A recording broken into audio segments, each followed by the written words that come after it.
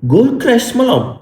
Memang gila. Lebih 3 trilion USD lesap. Dia wipe out terus kat dalam market.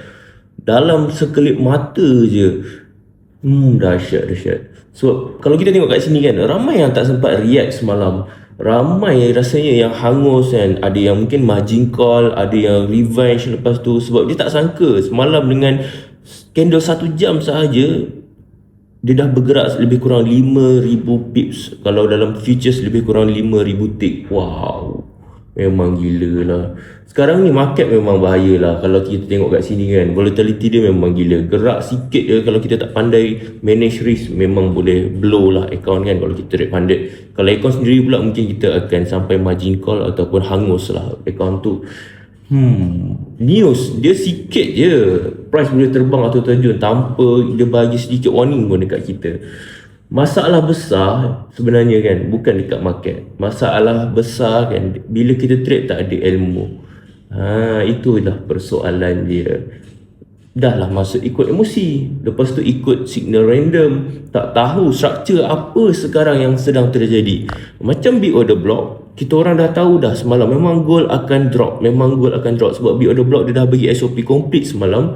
Memang kita dah tahulah next punya direction probability memang akan drop. Cuma kita tak sangka dia punya drop tu memang semalam big order block, siapa yang trade dia masuk gila lah.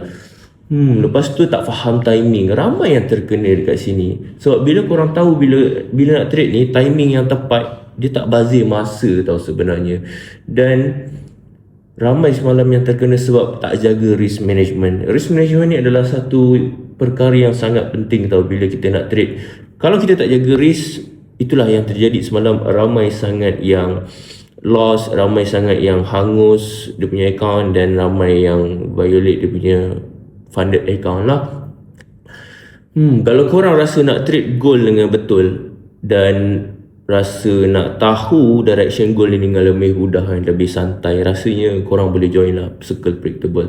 Sebab Circle Predictable ni banyak input serta sangat supportive.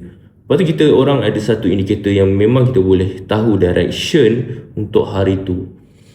Jadi kalau korang rasa nak join, pastikan jangan tunggu lama-lama, sebab kita nak buat duit raya sama-sama insyaAllah. Dan raya pun dah tak lama, puasa pun dah tak lama. Jadi kalau boleh, inilah masa dia. Jangan sampai jadi macam semalam, peluang terlepas sebabkan kita tak ada ilmu yang betul dan kita tak tahu apa yang kita buat.